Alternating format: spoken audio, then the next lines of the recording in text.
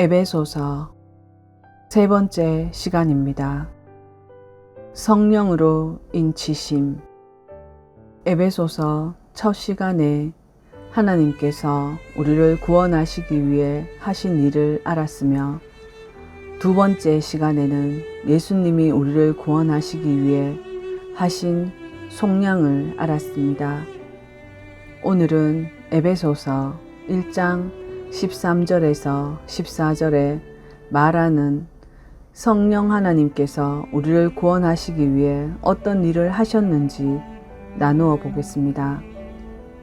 에베소서 1장 13절에서 14절입니다.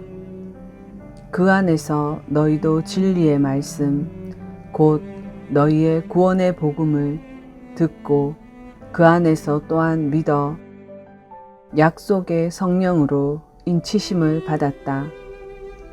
우리가 십자가의 속량의 구원을 믿는 것을 성령 하나님께서는 도장 찍으셨다라고 하는 것입니다. 여러분, 도장을 찍다, 인을 치다 라는 것은 누구도 함부로 바꿀 수 없도록, 누구도 시비 걸지 못하도록 확증하는 것을 말해줍니다. 만약 사단이 와서 이 사람이 지은 죄에 대한 그 죄값은 아직 남아 있습니다 라고 시비 걸지 못하도록 하나님은 나의 죄를 대신해서 예수님께서 하실 수 있는 모든 진노를 십자가 형벌을 통해 온 힘을 다해 쏟아부은 것입니다. 아무도 누구도 시비 걸 수 없도록 그것을 성령 하나님께서 맞다, 너는 구원받았다, 그리스도의 핏값으로 구원받았어 라고 도장, 쾅, 확증, 공증, 보증 하셨다라는 것을 성령 하나님을 통해 인치셨다 라고 하는 것입니다. 이렇게 하나님, 예수님, 성령님, 이 삼위일체 하나님께서 우리의 구원을 위해 하신 일들을 알게 되었는데 어찌 감사하지 않겠습니까? 어찌 찬양하지 않겠습니까? 그 얘기를 바울 사도가 하는 것입니다. 성령으로 인치심을 받는 그 확신은 사람이 주는 게 아닙니다. 내가 묵상하고 명상한다고 되는 게 아니며 자기 암시가 아니며 자기 최면도 아닙니다. 난 됐어. 난 예수 그리스도가 십자가에서 죽고 내가 살았다는 것을 믿고 입으로 시인하니 구원받았어. 이렇게 말하는 것은 아니라고 말하고 있는 것입니다. 은혜로 구원받기에 내가 할 것이 없다 하시는 분은 성경을 다시 천천히 기도하시면서 창세기부터 계시록까지 역사를 찾아보며 읽기를 권합니다. 좀 전 말씀드린 것 같이 은혜만 고집하는 구원이라면 굳이 믿음을 말씀하실 필요가 없습니다. 믿음에는 반드시 책임이 따릅니다. 이 은혜와 믿음의 시간은 다음 시간에 나누어 보겠습니다. 복음을 정확하게 깨닫지 못하고 알지 못하는데 어떻게 성령님의 인치심을, 구원을 확신합니까? 성령의 인치심은 상상할 수 없는 기쁨과 넘치는 놀라운 능력이 있습니다. 그리고 첫 시간에 잠깐 언급했던 에베소서 1장 17절부터는 사도 바울이 에베소 교회 성도들을 위해 예수님께 구하는 4가지 기도가 나옵니다. 첫째는 성도들이 하나님이 누구신지 알게 해주시기를 기도하며, 둘째는 하나님께서 부르심의 소망이 무엇인지 알게 해주소서, 셋째는 하나님 기업의 영광의 풍성함이 얼마나 놀라운지 알게 해주소서, 넷째는 우리가 예수님을 그리스도로 믿을 때 우리에게 베푸신 그 능력의 지극히 크심이 어떤지 깨달아 알게 해주소서. 이렇게 사도 바울은 4번째 기도에 우리가 예수님을 그리스도로 믿을 때 우리에게 그 능력이 주어졌는데 그 능력이 얼마나 큰지도 모르니 그 능력을 깨달아 알게 해주시기를 기도했습니다. 여러분들에게 질문을 드립니다. 각자 생각해 보시기 바랍니다. 그렇다면 도대체 그 능력은 어떤 능력입니까? 얼마나 강력한 능력인가요? 이 본문에 언급한 대로 예수님을 그리스도로 믿을 때 우리에게 베푸신 그 능력은 에베소 교회 당시 2000년 전 에베소의 성도들 뿐만 아니라 오늘날 우리에게도 동일하게 주어진 능력인 것입니다. 우리도 사도 바울의 기도처럼 하나님, 저희들이 우리가 예수님을 그리스도로 믿을 때 베푸셨던 그 능력의 지극히 크심이 어떠한지 깨달아 알게 해주소서 라는 이 기도를 알아야 합니다. 사도 바울의 말대로라면 내가 예수님을 믿을 때 나에게 그 능력이 주어졌다는 것인데 난 목사도 아니며 전도사도 아니고 일반 평신도인데 또 나는 예수님을 믿은 지 한 달밖에 되지 않았고 내게 그 능력이 주어졌다라는 건지 그런 생각이 들 수 있습니다. 성경 말씀에는 믿음에는 먼저 믿었던 나중에 믿었던 상관없다는 것을 여러 가지 성경 속 사건을 통해 우리는 다 알고 있습니다.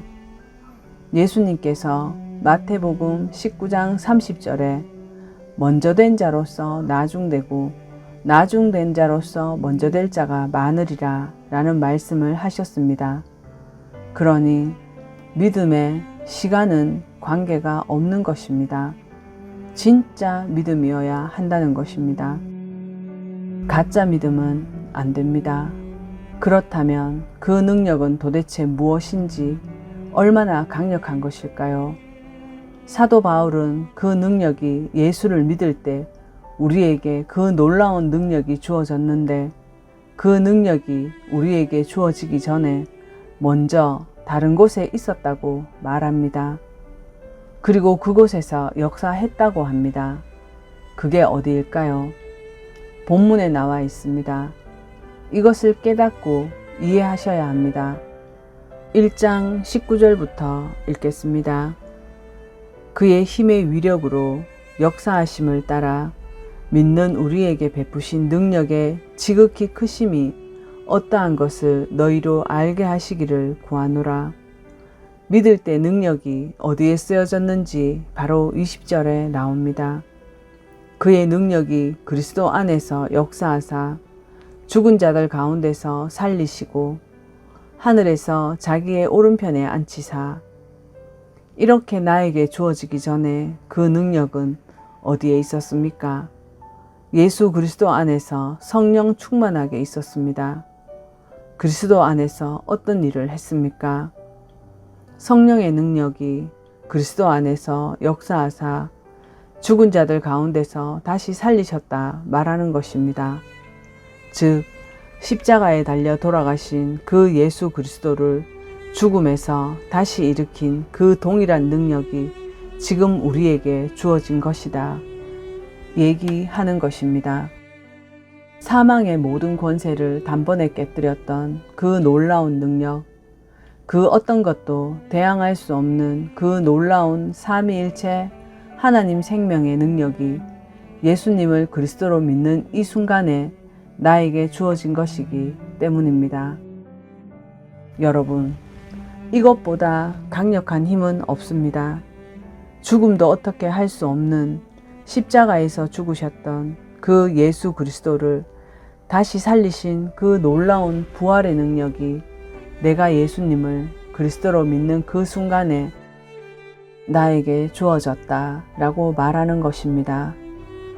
사망이 생명에게 삼켜진 이 능력보다 더 강력한 힘은 없는 것입니다.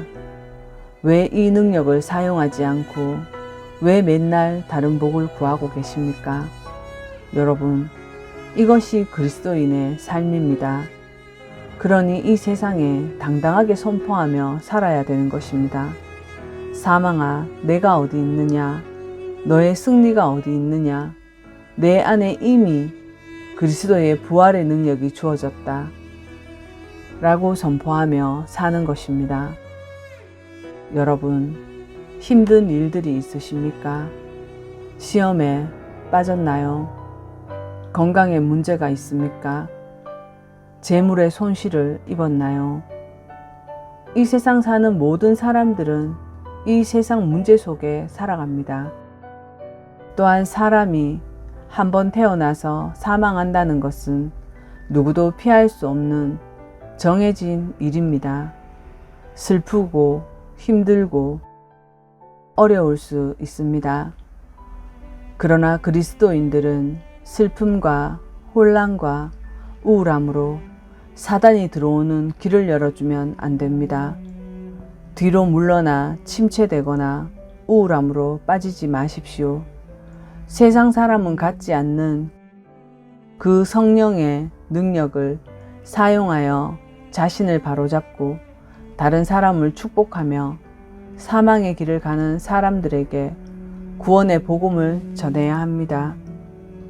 그리스도인의 삶은 우리가 지금 사는 것처럼 눈에 보이는 물질을 따라 울고 웃는 그런 바보 같은 삶이 아닌 것입니다.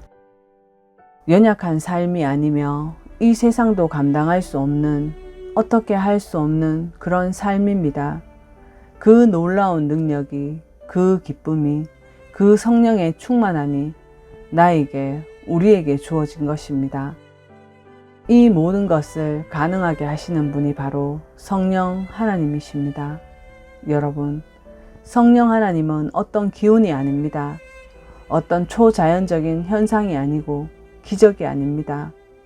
성령 하나님은 삼위일체 하나님이십니다. 그러니까 사람들이 하나님께 명령하는 것은 정말 잘못된 것입니다. 간혹 목사님들이 성령 하나님을 물건 던지듯이 들어가라, 받아라, 여기 들어가라, 저기 들어가라 하는 그런 행동과 말들은 잘못된 것입니다. 성령 하나님 앞에 우리는 도움을 청하고 겸손해야 합니다. 또한 그 성령 하나님께서 내게 임하는 순간 나의 영이 새롭게 살아나며 내가 무엇인가를 하고 결정했기 때문에 새롭게 되는 것이 아니라 그 삼위일체 하나님의 신령한 능력이 우리가 그리스도를 믿음으로 인해 은혜로 주어진 것이라고 말하는 것입니다. 또 하나님은 살리시는 하나님이시며 동시에 살아계신 자의 하나님이시라는 이 말을 기억하시기 바랍니다. 오늘 이 말씀을 꼭 붙잡고 반드시 이해하셔야 합니다. 마태복음 22장 32절, 마가복음에도 있습니다. 예수님께서 말씀하셨습니다. 나는 아브라함의 하나님이요 이삭의 하나님이요 야곱의 하나님이로라 하신 것을 읽어보지 못했느냐. 하나님은 죽은 자의 하나님이 아니요 살아있는 자의 하나님이시라. 너희들 하나님이 누군지 알아? 하나님은 아브라함의 하나님, 이삭의 하나님, 야곱의 하나님이야. 하나님은 지금 죽어있는 자의 하나님이 아니라 지금 살아있는 자의 하나님이야 라고 말씀하시는 것입니다. 그렇다면 지금 아브라함과 이삭과 야곱은 어떤 상태라는 것입니까? 아브라함과 이삭과 야곱 모두 살아있다고 하시는 것입니다. 그런데 창세기를 보면 아브라함은 175세에 죽었고 이삭도 죽었으며 야곱도 죽어 분명히 땅에 묻혔다 라고 나옵니다. 그런데 하나님은 살아있다 라고 말씀하십니다. 그런데 하나님은 살아있다 라고 말씀하십니다.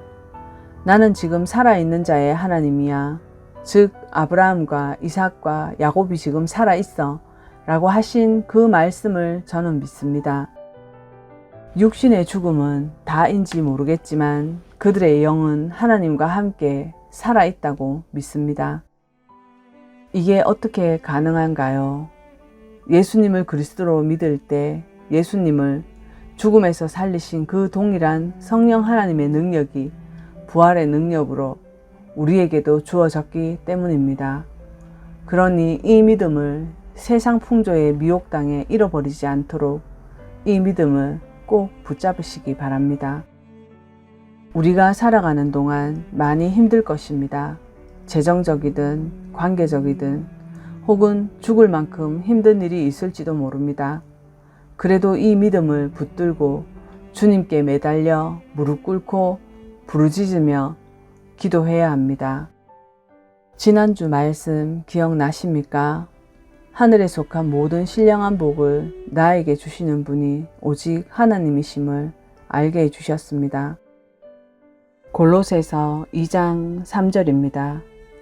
그리스도 안에 지혜와 지식의 모든 보화가 숨겨져 있는 일은 하나님께서 내게 필요한 뭐든지 지식, 능력, 소망, 생명은 오직 주께 있습니다.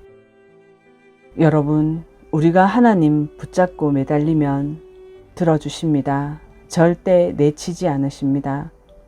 그리고 혹여 아직까지 나는 예수님을 믿는데 고백해 본 적이 없거나 예수님을 영접해 본 적이 없어 라는 분이 계신다면 오늘 주님께 그 믿음을 나에게 주시기를 기도하시기 바랍니다. 예수님, 오늘 예수님을 나의 구원자, 나의 구주로 내가 믿습니다. 예수님은 하나님이시며 그리스도이십니다. 하나님의 아들이시고 구약에 약속된 그 메시아이시며 당신 백성의 구원을 위해 돌아가시고 사흘 만에 부활하신 그 말씀을 믿습니다. 오늘 저를 받아주시고 그 경험을 누리는 기쁨 주시기를 고백하시기 바랍니다. 우리가 오늘 성령 하나님의 충만함을 감사드리며 같이 찬양합시다. 말씀을 마칩니다.